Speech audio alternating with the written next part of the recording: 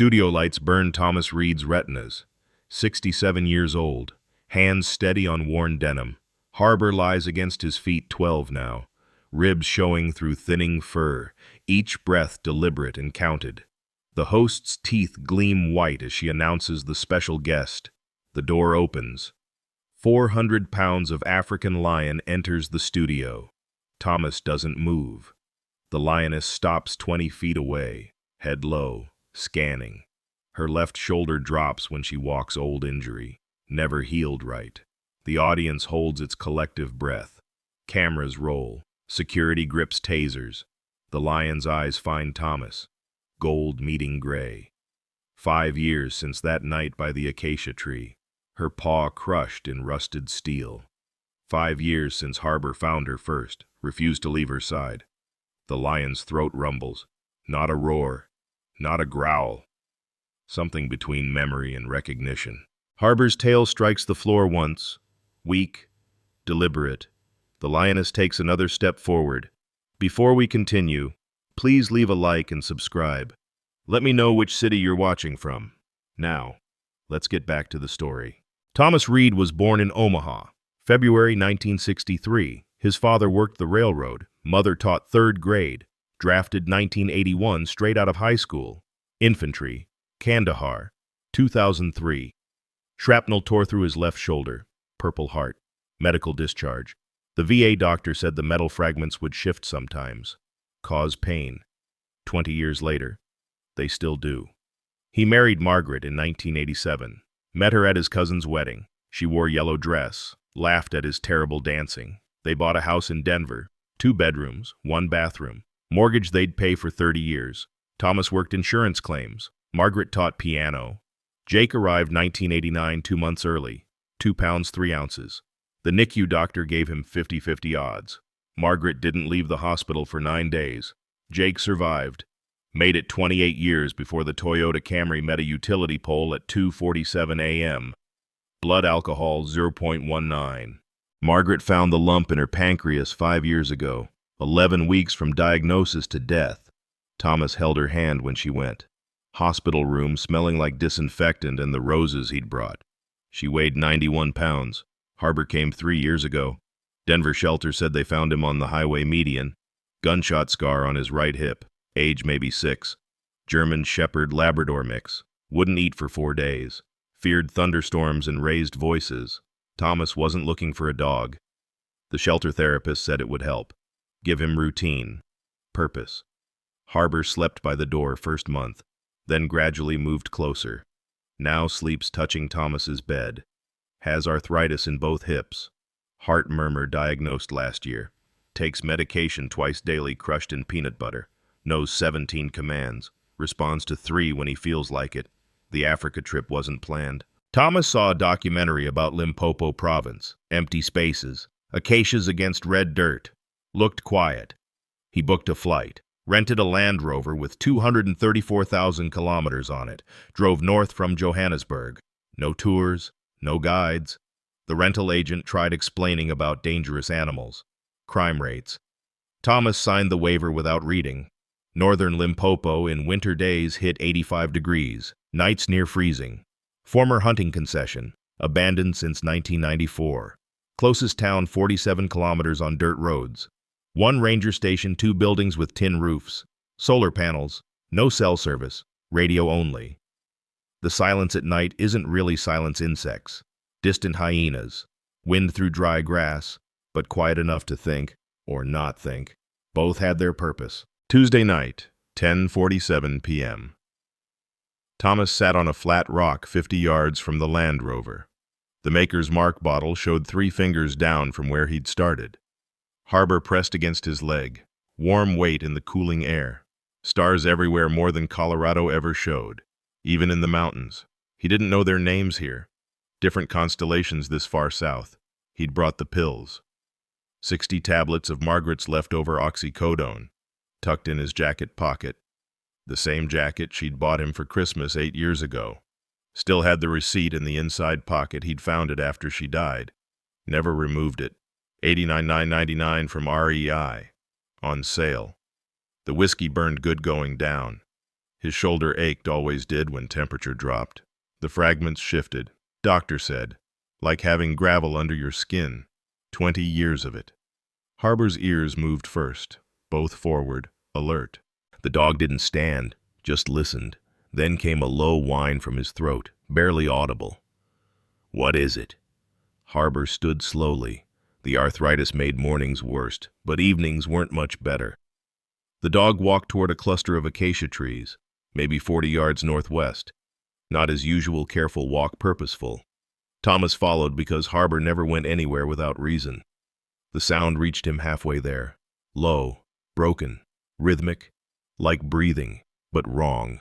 Harbor moved faster, still that hitching gait from his bad hips. Thomas pulled the flashlight from his belt, clicked it on. The beam caught eyes first, yellow-green, reflecting back. Then the rest came into focus. A lion cub, maybe 6 months old. Front paw caught in a trap. Old style, jaw type. Probably from the 1980s when this was hunting land. Rust covered most of the metal. Blood covered the rest. The cub didn't move except for the breathing. Ribs showed through dusty fur. The trapped paw had swollen purple-black. Flesh bulging around the metal teeth. How long had it been here? Days, from the look. Thomas knelt 4 feet away. The cub watched him but didn't struggle. Past that point. He'd seen the look before in Kandahar, in the cancer ward, in his own mirror after Jake's funeral. The look of something that had stopped fighting. Harbor approached from the side, slow, head low. The cub's eyes tracked the dog, but nothing else moved. Harbor sniffed the air, then did something Thomas had never seen in 3 years. He lay down beside the trapped animal. Not touching, but close. The cub's breathing changed slightly, less ragged. Thomas examined the trap. Rusted spring mechanism, probably 50 pounds of pressure holding it closed. He grabbed the jaws, pulled. The rust flaked off, cutting into his palms. The trap moved maybe a 1/4 inch, not enough. He needed leverage. Found a branch, wedged it between the jaws, pulled. The branch snapped. Found another, thicker. That one snapped too. His shoulders started screaming, the shrapnel shifting with the effort. Sweat ran into his eyes despite the cold. God damn it. Back to the Land Rover. Tire iron in the back. Under spare, that probably didn't hold air. He grabbed it, plus the half-empty water bottle from the passenger seat. The cub hadn't moved. Harbor still lay beside it, occasionally licking his own paws, nervous habit. Thomas wedged the tire iron into the trap mechanism. Better leverage. He put his weight behind it, shoulder burning like fresh shrapnel all over again. The metal groaned, moved an inch, another inch. The cub made a sound, first vocalization. Not quite a mew, not quite a roar. Something between 3 inches now. Enough. The cub pulled its paw free, attempted to stand, collapsed immediately. The paw looked bad. Torn flesh, visible bone in places, swollen to twice normal size. Infection certain. The cub lay on its side, breathing hard, eyes closing. Thomas pulled off his shirt, tore it into strips. The night air hit his bare chest, raised goosebumps. He wrapped the paw as best he could. The cub didn't resist, too weak or too far gone to care. The bandage soaked through immediately with blood and pus. He opened the sandwich from his pack, ham and cheese from the last town. Tried offering a piece to the cub. It turned its head away. He poured water into the bottle cap, held it near the cub's mouth. A pink tongue emerged, lapped twice, stopped. You need to drink. The cub closed its eyes. Thomas sat back, looked at Harbor. The dog hadn't moved from his position beside the cub. In 20 years of marriage, Thomas had seen Margaret cry exactly 3 times when Jake was born, when her father died, and when the oncologist said, weeks, not months. Harbor's eyes now had that same wet look. The thought came unbidden, leave it. This was nature. The strong survive. The weak don't. Circle of life. All that. He had no business interfering. The cub would die by morning. Probably peacefully. Definitely naturally. He could drive back to camp, finish the whiskey, take the pills, let Harbor go peacefully too with the remaining medication. Clean ending all around. But Harbor wouldn't leave. Thomas tried calling him. Even used the command voice from training. The dog looked at him, then back at the cub, and stayed put. "It's not our problem," Thomas said. Harbor's tail moved once, dismissive. "They stayed there all night."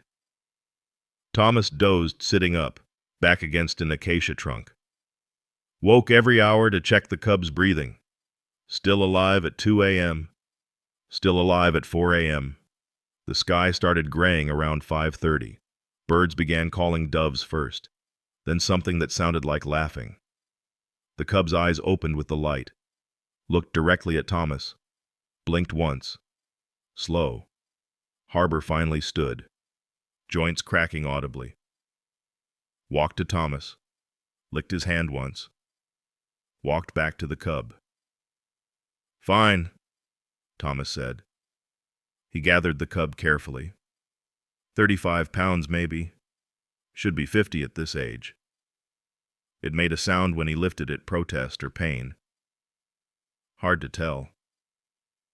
The walk to the Land Rover took 10 minutes. Stopping twice to rest his shoulder, Harbor followed, looking back repeatedly as if checking they still had the cub. Thomas laid it across the back seat. Harbor climbed in, positioned himself along the cub's back, the animal's breathing synchronized. The ranger station he'd passed yesterday, 2 hours south if he remembered right. They'd have radio at least, maybe medical supplies. The Land Rover started on the third try. Thomas put it in gear, looked back at Harbor and the cub. "This is stupid," he said. Harbor's tail thumped once against the torn upholstery. Thomas drove carefully, avoiding the worst holes, taking bumps slow. Every jar made him wince, imagining the pain in that paw. The cub stayed quiet except for breathing. Harbor occasionally made soft sounds, not quite whines, more like reassurance. The sun climbed. The temperature climbed with it. No air conditioning in the Land Rover that had died with the previous century. Thomas drove with windows down, dust coating everything. His shoulder had settled into a steady throb.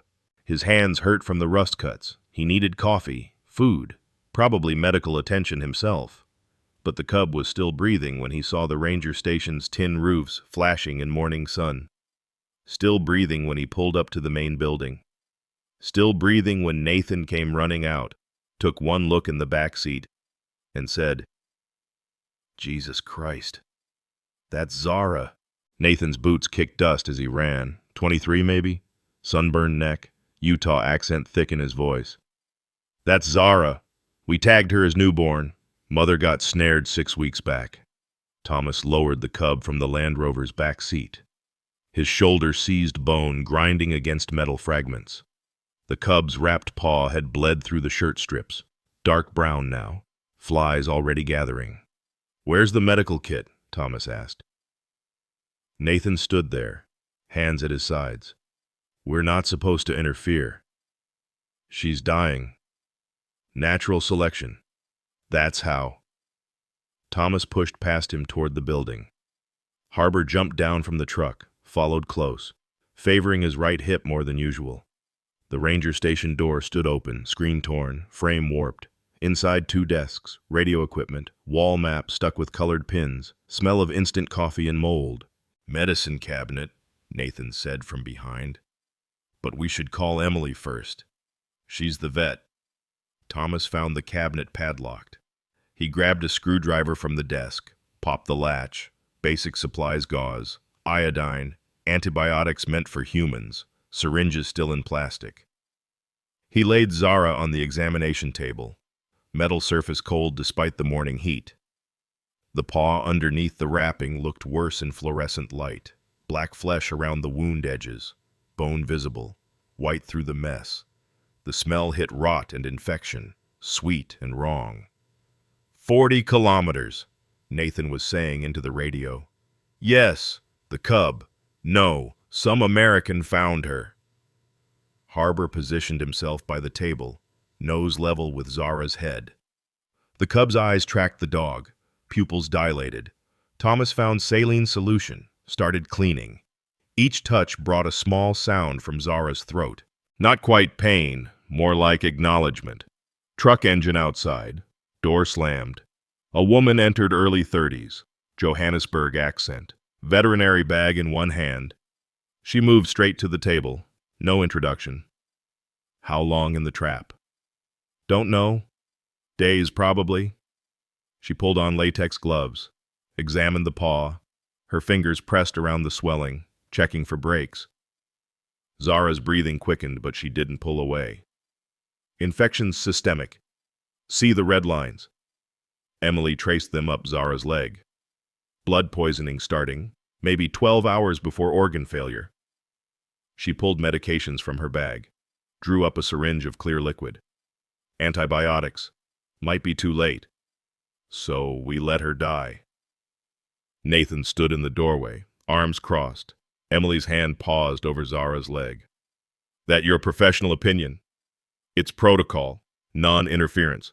You know this. Protocol doesn't account for human-caused injury. Emily pushed the needle in. Zara didn't react too weak. Trap isn't natural. Still sets precedent. Save one. Suddenly we're responsible for all of them. Thomas watched the argument like tennis, back and forth.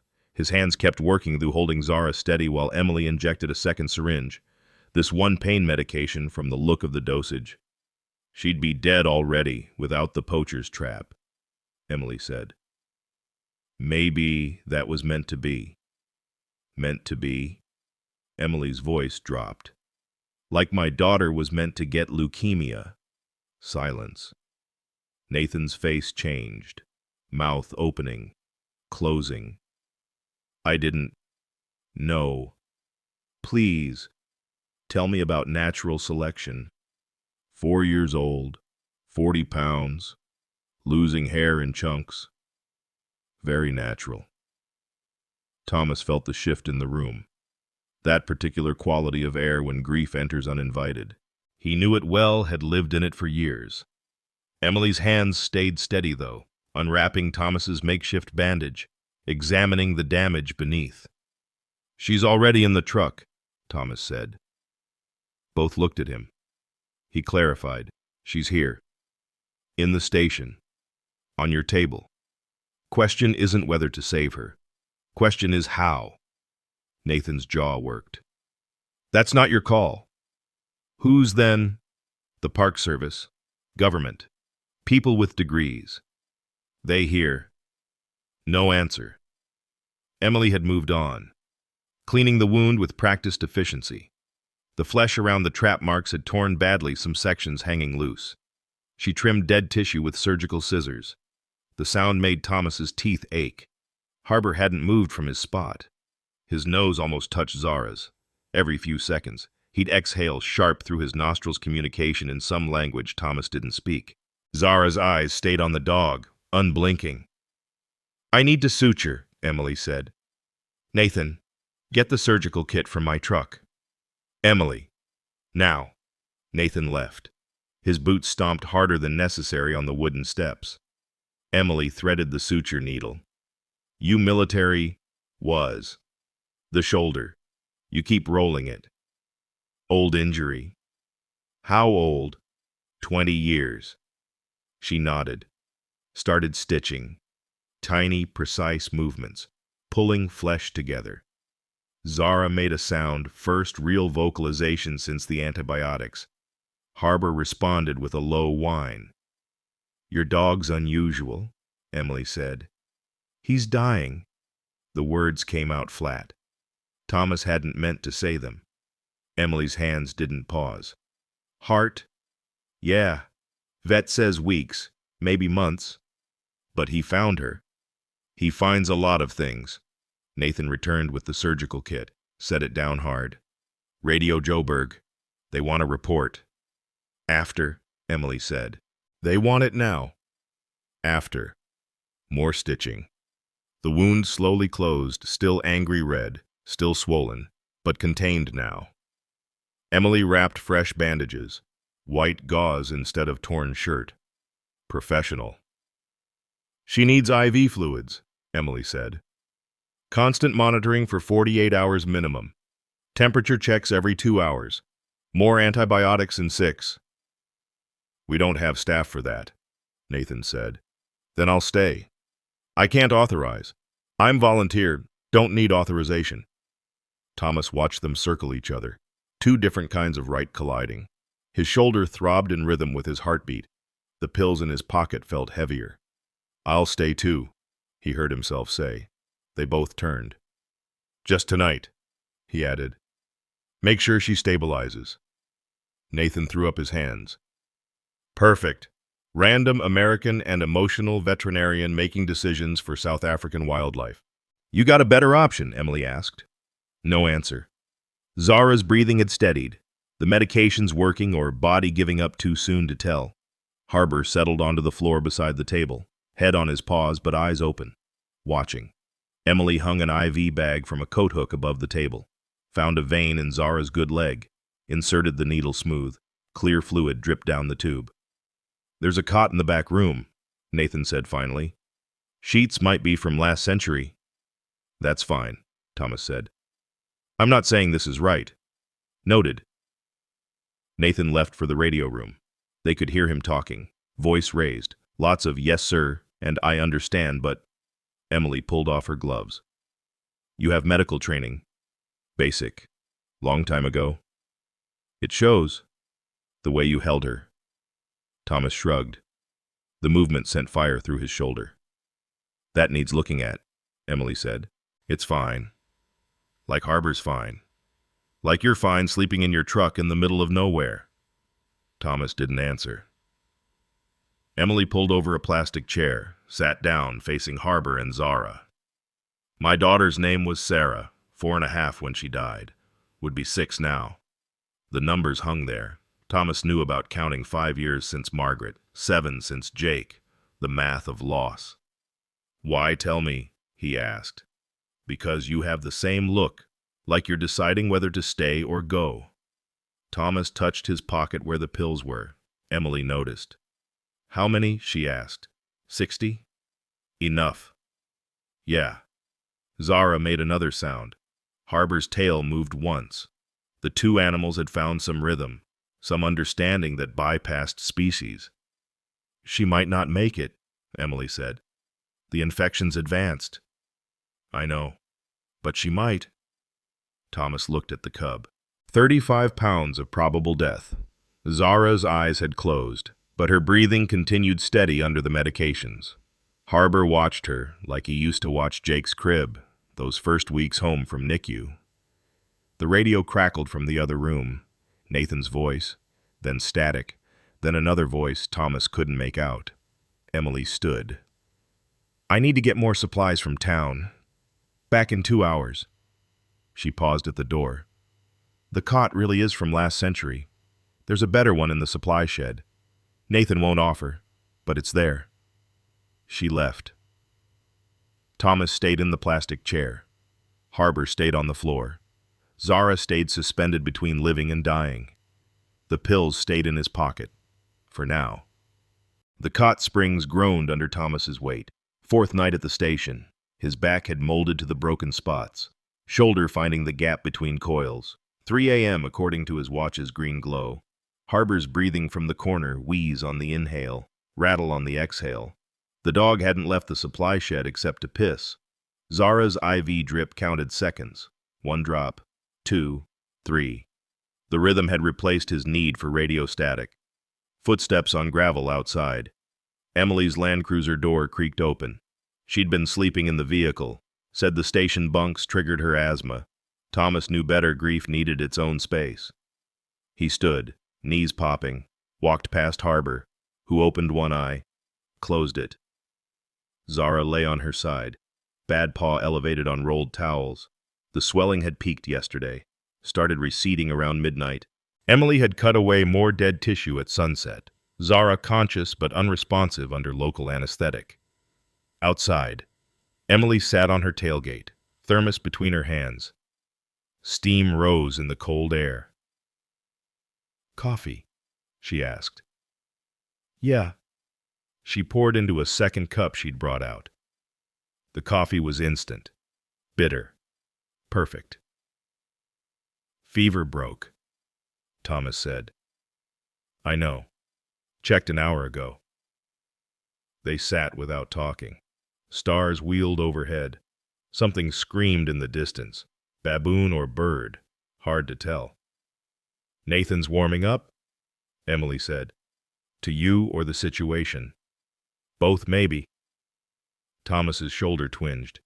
He rolled it, felt the grinding. That needs treatment, Emily said. After. After what? He didn't answer. Morning came gray. Nathan arrived at 7, earlier than usual. Brought groceries from Town Bread, canned soup, instant milk. Set them on the counter without comment. Thomas made coffee. Nathan took a cup. First time he'd accepted anything. Radio says storm coming, Nathan said. Tomorrow, maybe. Big. Big enough. They stood around Zara's table. She was awake now, eyes tracking movement. Harbor had positioned himself where she could see him without turning her head. The dog's tail moved when she looked at him, small motion, but consistent. She needs meat, Emily said. Real food, not the supplements. Got some in the freezer, Nathan said. Impala from a road strike last week. He brought it chunk of red meat, partially frozen. Emily cut it small. Offered a piece to Zara. The cub sniffed, turned away. Come on, Emily said. You need protein. Zara closed her eyes. Harbor stood. Slow process involving multiple attempts. Walked to Emily. Took the meat from her hand gentle. Walked back to Zara. Dropped it by her nose. Made a sound half grunt, half whine. Zara opened her eyes. Looked at Harbor. Looked at the meat. Ate it. Jesus, Nathan said. Harbor repeated the process. Walk, take, deliver, wait. Zara ate 5 pieces before stopping. Harbor ate the 6th himself. Payment, maybe. Never seen anything like that, Nathan said.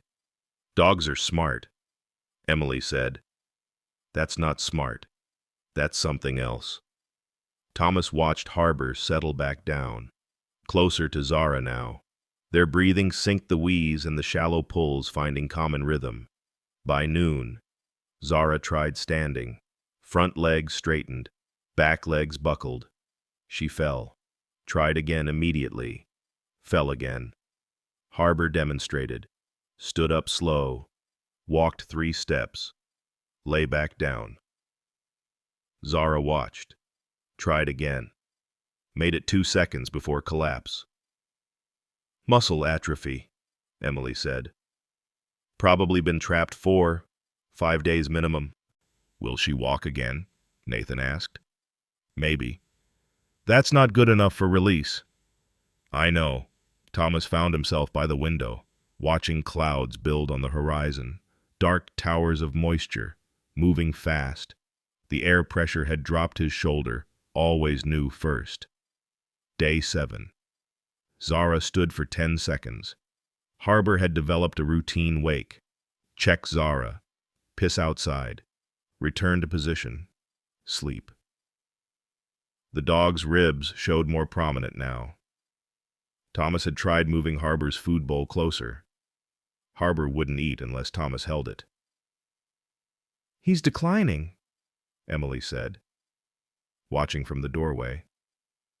I know. The stress, maybe. Or just timing. Yeah. Zara made a new sound, not quite purr, not quite growl. Harbor's ears perked. The sound came again. Harbor's tail wagged. First real wag Thomas had seen in months. Nathan appeared with paperwork. Cape Town facility. They have rehabilitation program. Release rate 60%. When? Thomas asked. Week, maybe 2. Depends on transport availability. Thomas looked at Harbor, at Zara, back to Nathan. She's not ready. She will be. You don't know that. Nathan set down the papers. Look, I get it. You saved her. Feel responsible. But this isn't your call long term. Whose is it? Hers. Emily stood in the doorway. If she can hunt, she goes back. If not, she becomes education animal, ambassador, whatever they call it. Prison, Thomas said. Life, Emily countered. Just different than planned. That afternoon, Zara stood and walked. 4 steps, wobbling, but forward motion. Harbor walked beside her matching pace, stopping when she stopped. When she fell, he lay down beside her until she tried again. Thomas called his lawyer from Nathan's satellite phone. Need another week, maybe 2. Mr. Reed, your accounts are fine. Just handle it. He hung up. Nathan pretended not to have listened. The storm hit that night. Rain hammered the tin roof. Sound like combat, like memories Thomas didn't want. He found Harbor and Zara pressed together, the dog's body curved around the cub, both awake, both calm despite the noise. Thomas sat with them. Rain found gaps in the roof, dripped steady onto concrete floor. His shoulder screamed weather changes always made it worse. The pills in his pocket had gotten damp, probably degrading. Good. You 2 figured it out, he said to the animals. Harbor's tail moved. Zara made the purr growl sound. Morning brought mud and broken branches. A tree had fallen across the access road. Nathan got the chainsaw. Thomas helped clear despite his shoulder. Physical work felt good, simple problem. Simple solution. You were military, Nathan said. Not question. Yeah. Iraq. Afghanistan. My brother's there now. 3rd tour. They lifted a heavy section, tossed it aside. Tell him to get out, Thomas said. Can't. He re-ups every time. Then tell him to remember what home smells like. Nathan stopped cutting. What's it smell like? Not like blood and shit and burned metal. They worked in silence after that. Week 2. Zara played. Actually played batting at a stick Harbor brought. The dog had become teacher, showing her games. Fetch failed cats don't retrieve, but tug of war worked. Both animals gentle, careful of the other's weakness. Emily documented everything. Photos, videos, notes in a leather journal. Scientific value, she said when Thomas asked. That all? She kept writing. Sarah would have loved this. Animals helping each other. Kids see things simple. Maybe they see them right. Thomas's drinking stopped without decision. The bottle sat in his truck, level unchanged. He needed the mornings clear, watching Harbor teach Zara to be something neither of them quite were. Local newspaper arrived. Nathan on the front page with Zara.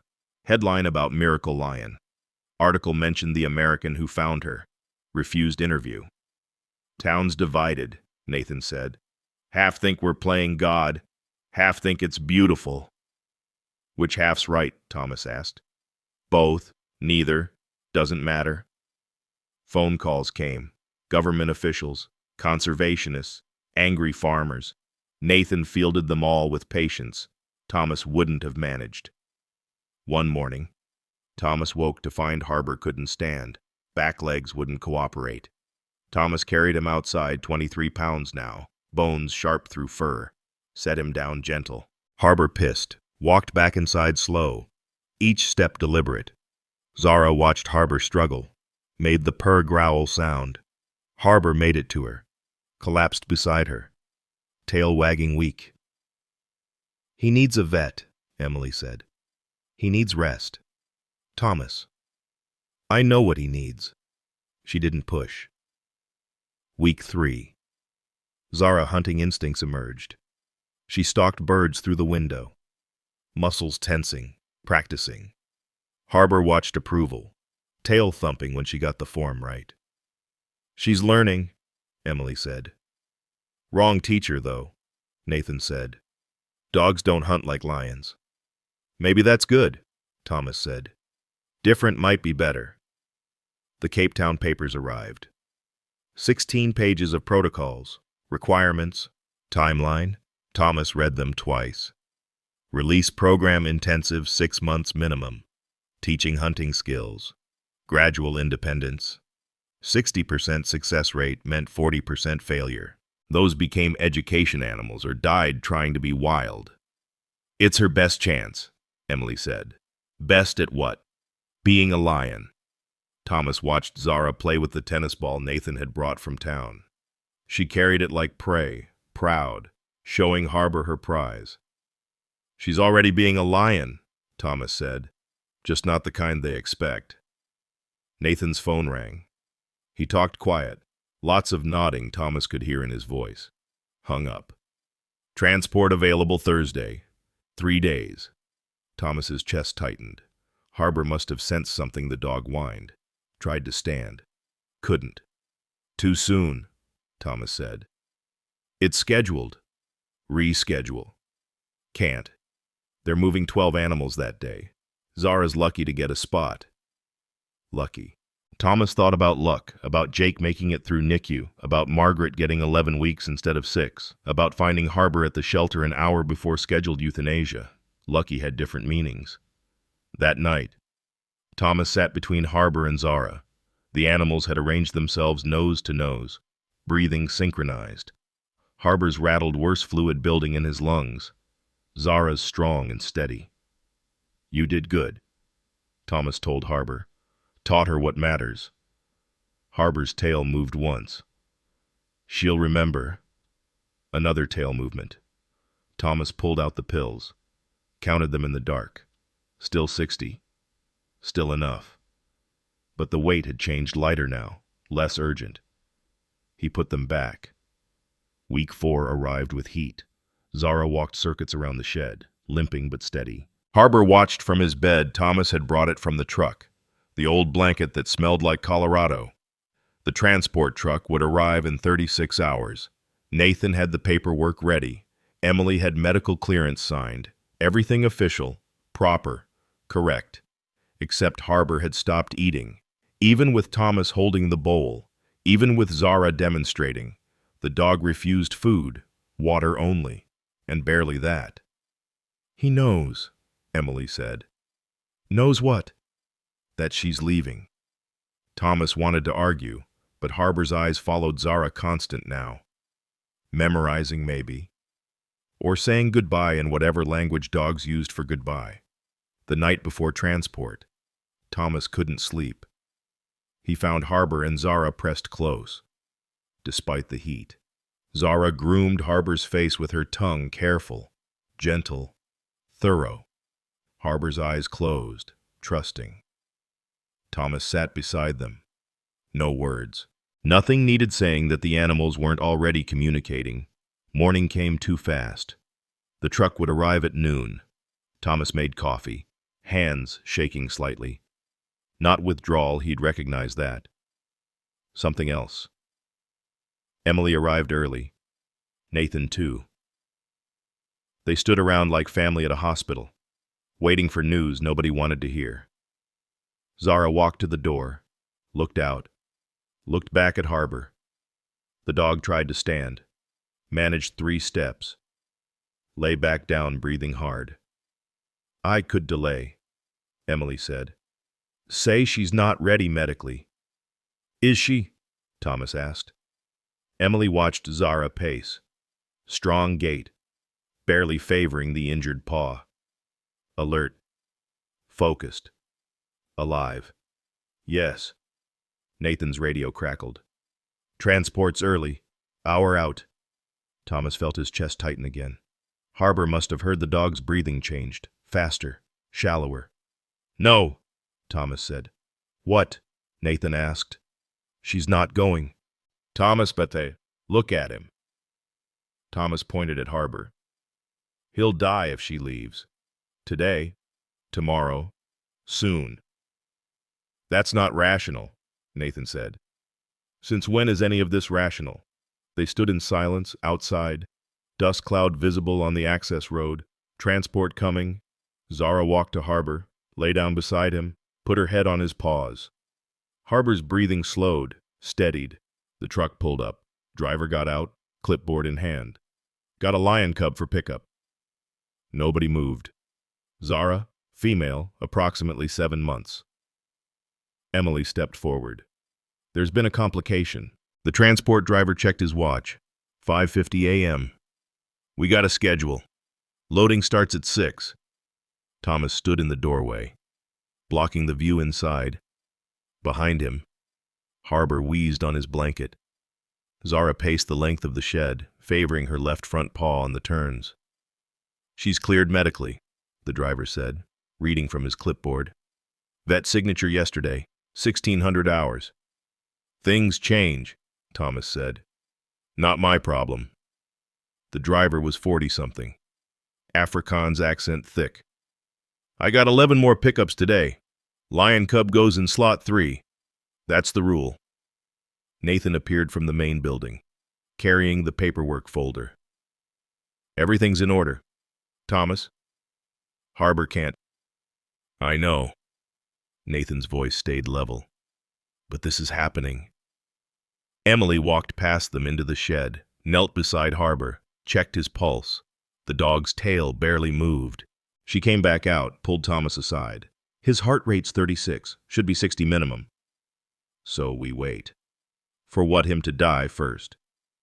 Thomas didn't answer. The driver opened the truck's rear doors. Inside, metal cages stacked 3 high, 2 already occupied. A caracal in the bottom left, young vervet monkey in the top right, both silent, pressed against the backs of their enclosures. Cage 3B, the driver said. Middle row, right side. Already got straw down. Thomas walked to the truck, looked inside.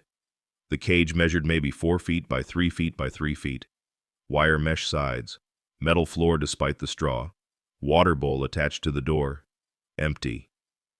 How long to Cape Town? 8 hours if the roads hold, longer if that storm front moves in. Thomas returned to the shed. Zara had stopped pacing, now stood beside Harbor. The dog's breathing had gotten worse, wet sounds on each exhale. His eyes tracked Thomas, but his head didn't lift. We need to move her now, the driver said from the doorway. 6:05 already. Emily opened her medical kit, pulled out a syringe. Mild sedative, make the transition easier. No, Thomas said. It's standard protocol. She goes awake or not at all. Nathan stepped forward. That's not your call. Who's then? The systems, the programs, the people who actually know what they're doing. Thomas looked at Harbor. The dog's eyes had closed, sides barely moving. Then at Zara, who'd lowered her head to sniff Harbor's face. The meat, Thomas said to Emily. The impala from the freezer. She brought it, 5 pounds, still partially frozen. Thomas tore off a piece, walked to the truck, placed it just inside cage 3B, walked back, tore another piece, placed it halfway between shed and truck. Breadcrumbs, the driver said. That's your plan. Thomas created the trail.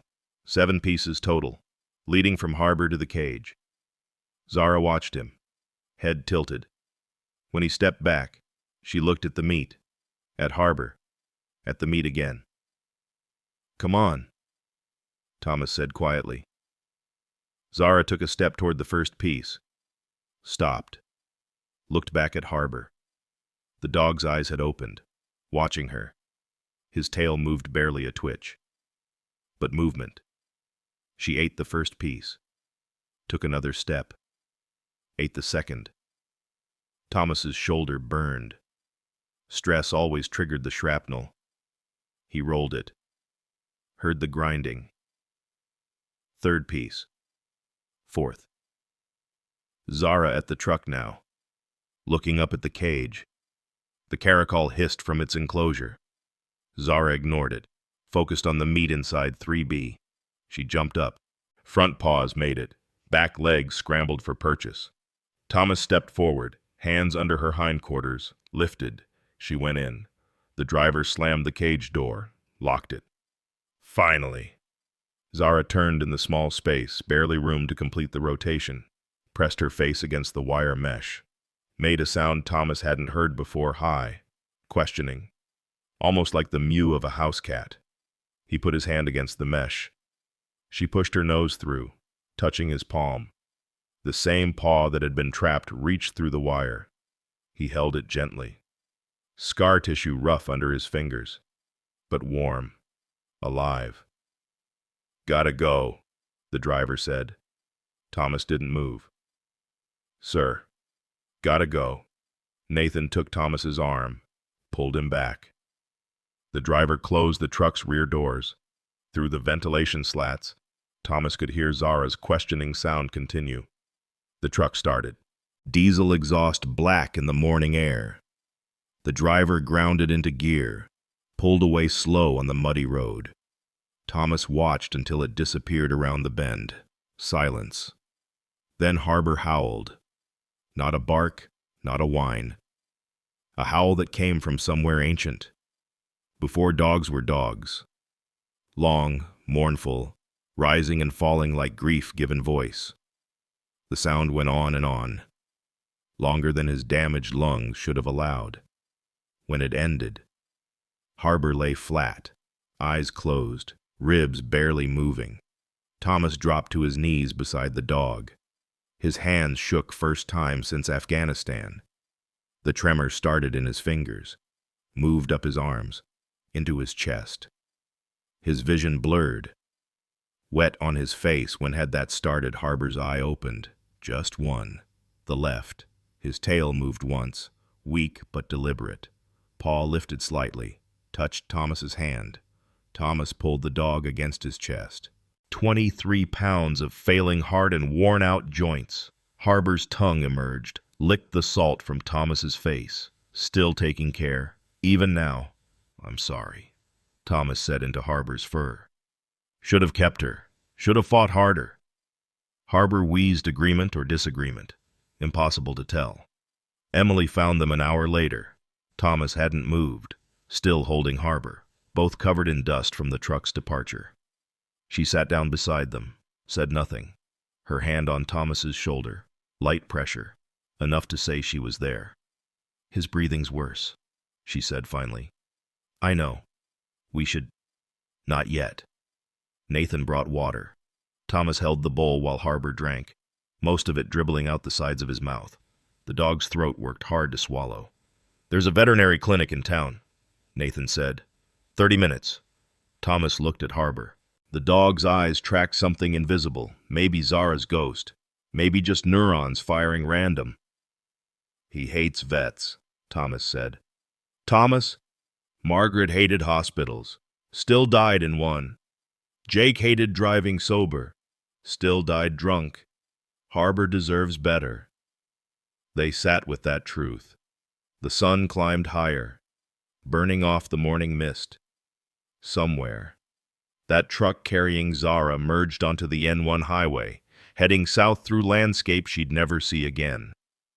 Thomas found Nathan's satellite phone, dialed from memory. 3 rings. "Dr. Morrison's office. It's Thomas Reed. I need to speak with him." "Mr. Reed, you missed your last 3. Please, hold music." Then Morrison's voice, concerned. "Thomas, where are you?"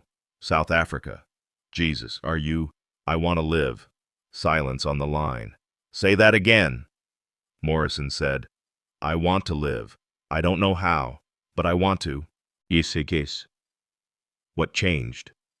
Thomas looked at Harbor, still breathing but fading. Thought about Zara in her cage, learning to be something she wasn't meant to be. About Emily rebuilding after Sarah. About Nathan protecting land that kept shrinking. Everything. Nothing. I saved a lion. A literal lion. Yeah. And she saved me back.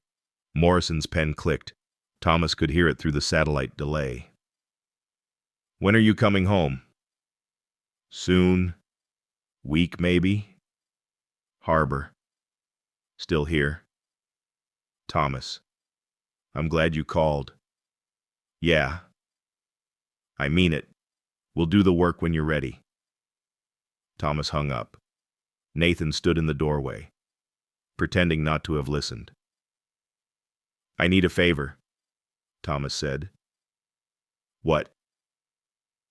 "Help me set up a bank transfer." Want to create a fund for Zara's care. Make sure she has what she needs at Cape Town. Nathan's eyebrows rose. That's expensive. I know. We're talking thousands of dollars. Maybe tens of thousands long term. Margaret had life insurance. Haven't touched it. Nathan got his laptop. They worked through the forms. Thomas's credit card for initial funding. Bank details for monthly transfers. Named it the Harbor Fund Simple. Clear. Why Harbor? Nathan asked. He found her first. Emily returned with supplies from town. Antibiotics for Harbor. Though they all knew it was gesture more than treatment. Soft food the dog might manage. Clean blankets. Thomas gave Harbor the antibiotics hidden in peanut butter. The dog swallowed with effort, tail wagging weak appreciation for the familiar ritual. I'll drive you to the airport when you're ready, Emily offered. Thanks. Will you come back? Thomas watched a secretary bird stride across the clearing, head high, searching for snakes. Margaret had loved birds, kept 3 feeders in their backyard. After she died, he'd let them go empty until Harbor started sitting beneath them, waiting for birds that never came. He'd filled them again the next day. Yeah, he said. I'll come back. When? When Harbor? He stopped. After. She understood. That evening, Thomas made the flight reservation. Denver via Johannesburg. Then London. 3 days from now.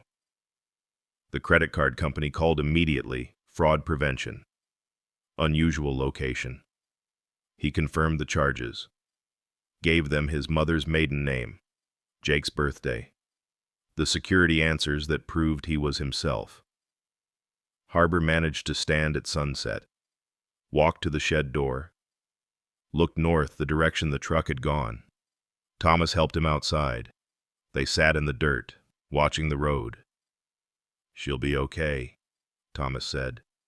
They'll teach her things. Not what you taught her, but enough. Harbor leaned against Thomas's leg, still warm despite everything failing inside. We did good, didn't we? You and me. The tail moved. Agreement. Thomas decided. Stars emerged. Southern constellations. Thomas still didn't know. Harbor's breathing got quieter, not better. Just less effort as systems shut down. Not yet, Thomas said. Couple more days. We'll go home. Sit on the porch. You can see the mountains. But even as he said it, he knew Harbor had stayed for Zara. Now, with her gone, the reason had left too. Still, the dog pressed closer, sharing what warmth remained. 2 years. Thomas marked the calendar each morning. Red X through another square. 731 days since the transport truck took Zara south. Harbor still walked to the front door at 7 a.m., stood there looking out, tail low, waiting. The kitchen smelled like coffee and medication. 14 pills crushed in peanut butter, hidden in Harbor's breakfast, heart medication, arthritis relief, thyroid supplement, vitamins that probably did nothing but cost $40 a bottle. The dog ate slower now, sometimes forgetting mid-meal, staring at the bowl like he couldn't remember its purpose. Thomas's phone buzzed. Appointment reminder. Dr. Feldman, 2 p.m. The veterinary clinic on Colorado Boulevard. Walls covered with photos of healthy dogs, cats, the occasional bird. Not Harbor's photo. Not anymore. Harbor finished eating, walked to the door again. Same spot on the hardwood, worn smooth from 2 years of standing. Thomas opened it, let him look at the empty driveway, the street beyond where cars passed without stopping. After 3 minutes, Harbor turned away, walked to his bed by the window. Routine complete. The tremor started in Harbor's back leg during the appointment. Just a shiver at first, then violent shaking that made him stumble. Dr. Feldman, 30 years in practice, hands gentle but eyes telling truth. Ran the tests again. EKG, blood work, chest x-ray that showed the heart enlarged to twice normal size. 6 months, Feldman said. pulling off his glasses. Maybe 12 if we're lucky. Thomas held Harbor on the examination table. The dog weighed 19 pounds now, spine sharp through thinning fur. Options, Thomas asked. Increase the medications. Make him comfortable. When the time comes, not yet. I'm not saying now, but when he can't stand, when he stops eating, when breathing becomes work instead of reflex, you'll know. Thomas carried Harbor to the truck. The dog used to jump into the passenger seat, then needed help with just the back legs, now required full lifting. Harbor settled against the door, looking out at Denver passing by the park where they used to walk. The pet store where Thomas bought the good treats. The shelter where they'd found each other 3 years after Margaret and 5 after Jake. At home, Thomas's laptop showed 18 emails from Emily, photos mostly, updates from Limpopo. The ranger station had expanded. Government funding after Zara's story went national. Nathan had been promoted. Youngest head ranger in the province. Emily had stayed, set up a veterinary clinic, treating everything from injured birds to sick cattle from nearby farms. Her latest email had no photos, just text, Thomas, call me, important about Zara. He dialed the satellite phone number. 4 a.m. in South Africa, but Emily answered immediately. What happened? Her voice crackled through the connection. Zara was attacked. 3 days ago. Thomas's hand tightened on the phone. Harbor lifted his head from the bed, sensing change. Is she alive? But Thomas, it's bad. The Pride at Cape Town, the rehabilitation group. She was integrating well. Then something happened. 3 females turned on her during feeding. She fought back, but 16 wounds requiring sutures, broken ribs, punctured lung that collapsed. Thomas stood at the window, watching clouds build over the mountains. Same view Margaret loved, where she'd drink her morning tea, where Jake learned to ride his bike in the cul-de-sac below. Why? He asked. Theories.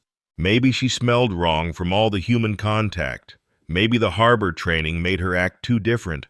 Maybe just nature being nature. Where is she now? Veterinary hospital at Cape Town. She's stable but won't ever return to the wild. Her left shoulder is damaged permanently. Can't hunt, can't run properly. Thomas looked at Harbor, who'd managed to stand, was walking toward him with that hitching gait, the one that favored the right hip where the old gunshot scar tissue pulled. So what happens? Conservation education. They'll use her for school programs, tourism, ambassador animal, they call it. Cage for life. Life, Thomas. The alternative was death. Harbor reached him, leaned against his leg. Thomas felt the dog's heart beating irregular through the contact skip. Beat, beat, skip, skip, beat. I want to see her, Thomas said. When? Soon, next month maybe. Pause on the line. Thomas, can Harbor make that trip? Thomas's free hand found Harbor's head, felt the skull prominent under fur. He needs to see her. The flight alone could kill him. Altitude, stress, his heart. I know. Then why? Thomas couldn't explain about the door every morning. The waiting, the way Harbor's eyes tracked every truck that passed. Couldn't explain that the dog was holding on for something, and maybe that something was goodbye. Send me the details, he said instead. The facility, visiting hours, whatever I need, after the call.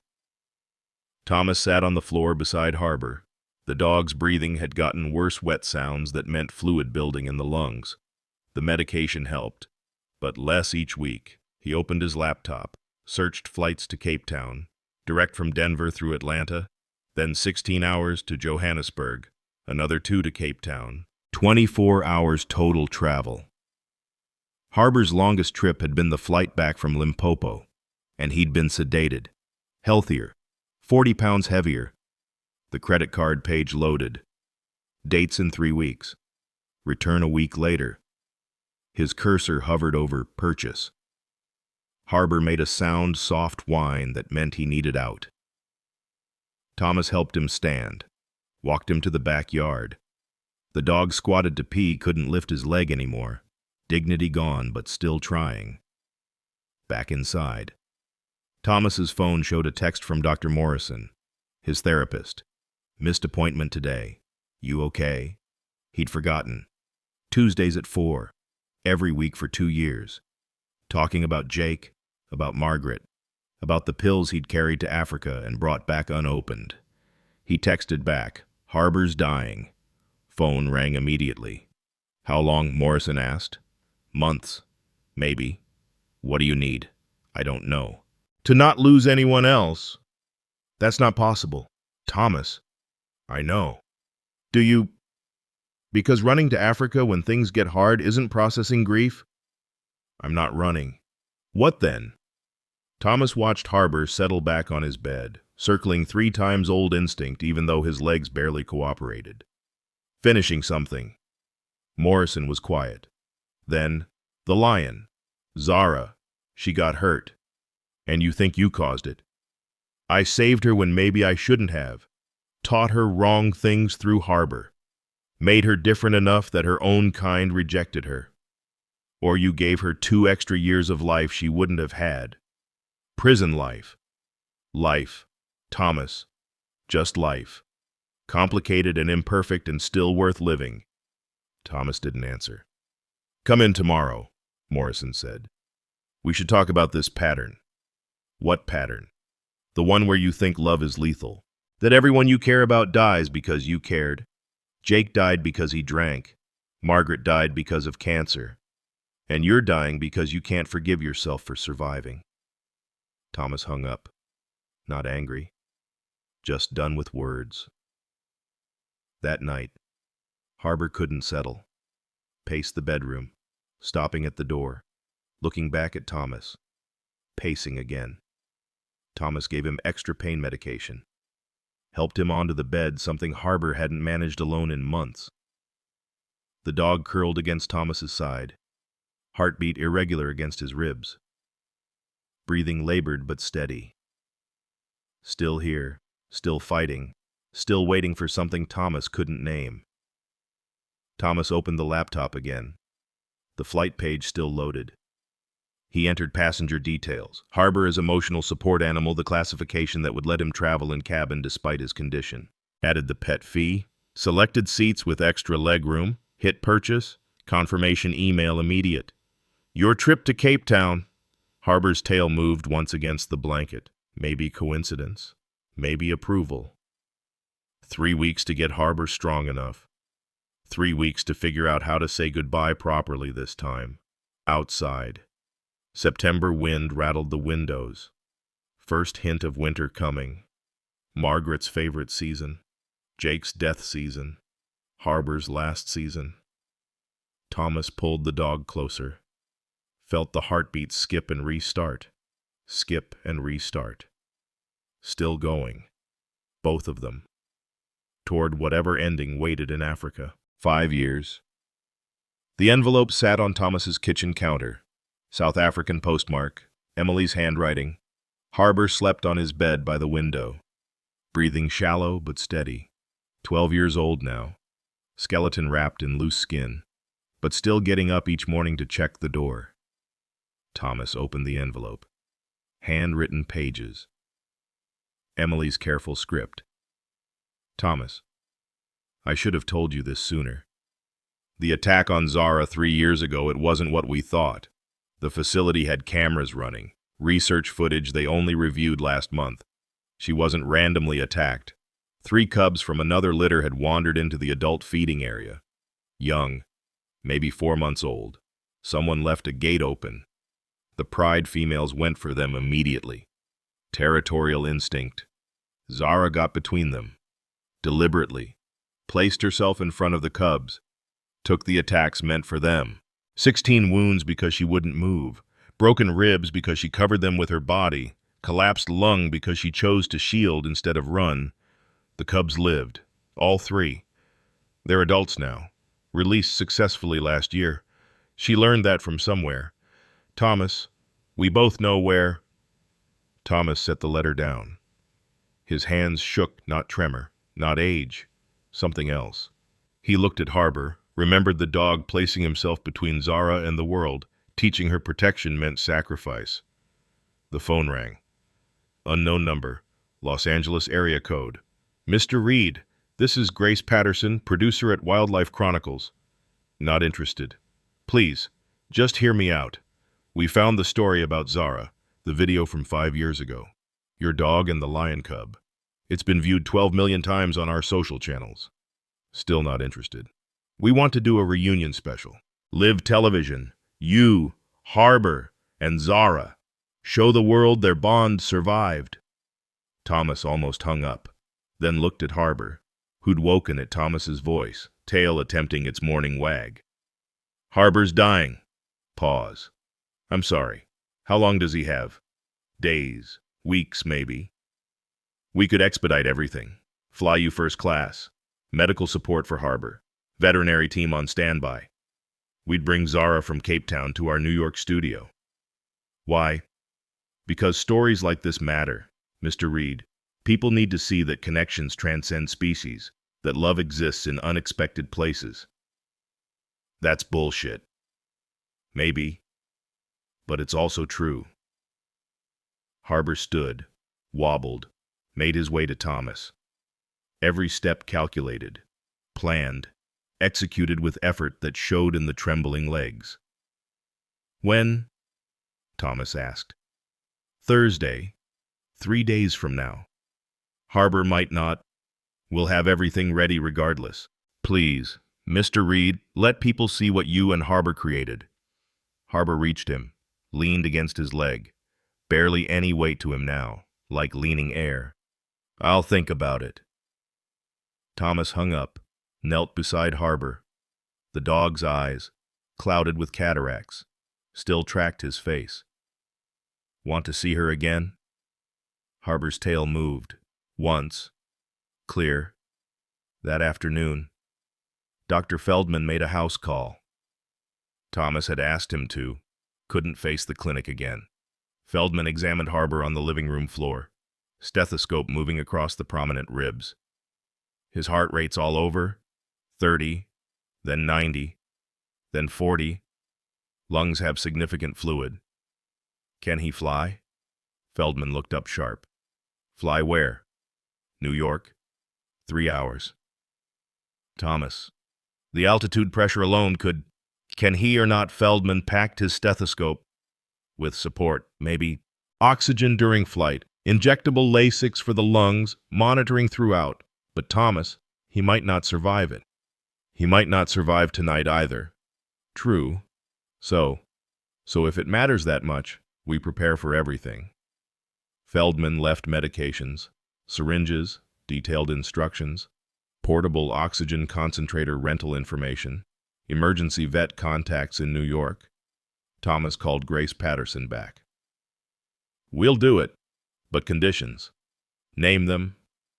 Harbor stays with me every second. No separation for makeup or whatever. Agreed. If he declines, we stop immediately. Of course. And no questions about my family. Just Harbor and Zara. Understood. Wednesday night. Thomas packed. Harbor's medications in a cooler with ice packs. The old blanket that still smelled faintly of Zara from 5 years ago. Margaret's photo, though he didn't know why.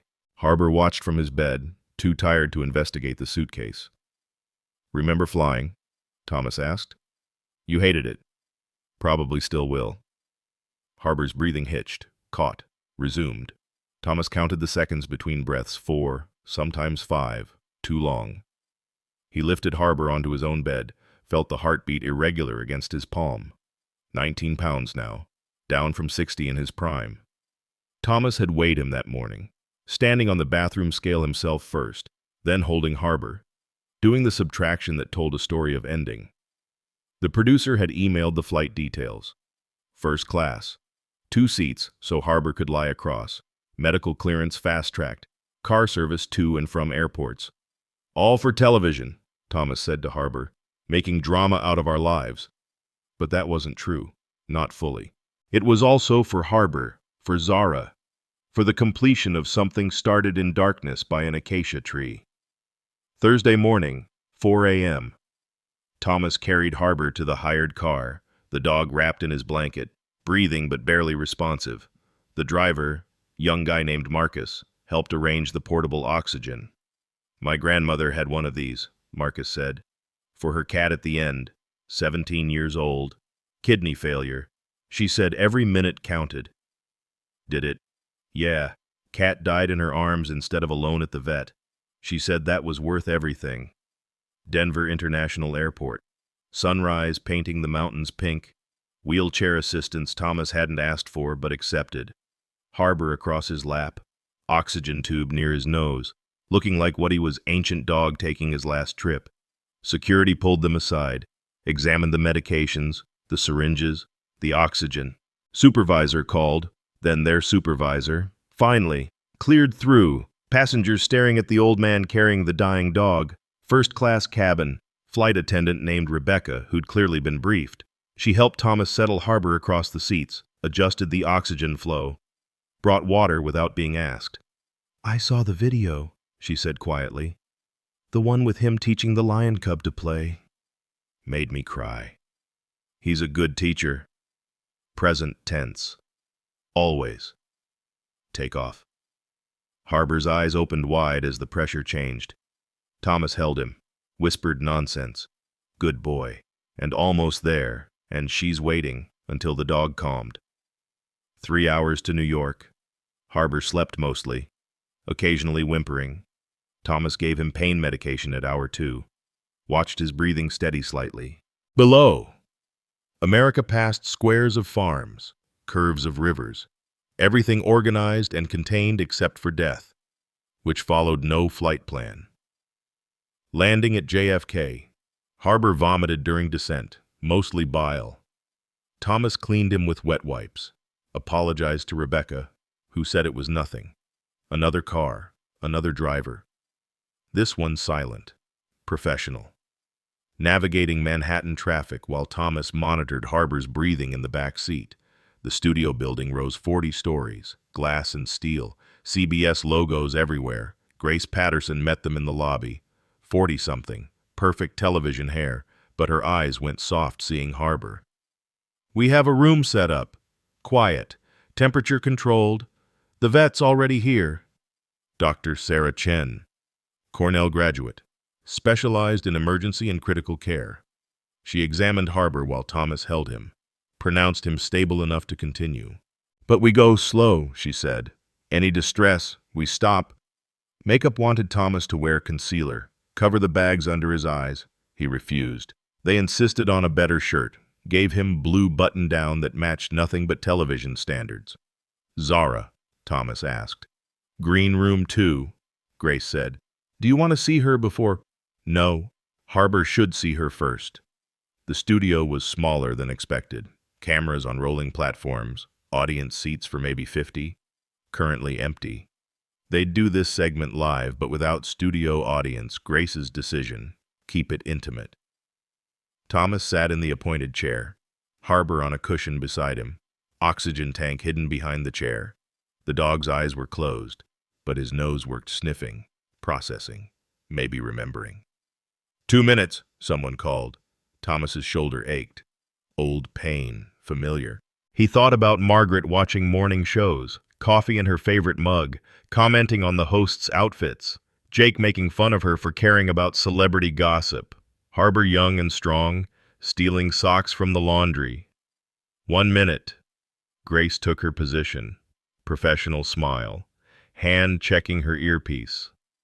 This is a special segment, she said to the camera, a story about connection, sacrifice, and love that transcends species. Red light on camera 1. They were live. 5 years ago, a dying lion cub met a dying man's dog. What happened next changed both their lives. Thomas felt Harbor tense beside him. The dog's head lifted slightly, nose working harder. Today, we reunite them. The door opened. Zara entered slowly. 400 pounds of scarred muscle and remembered pain. Her left shoulder dropped with each step, permanent damage from defending those cubs. The handler, young woman with a rope lead, let the line go slack. The studio held its breath. Cameras rolled. Grace's smile froze. Zara stopped 20 feet away. her eyes gold. Unchanged found Thomas first, then moved to Harbor. The dog was trying to stand.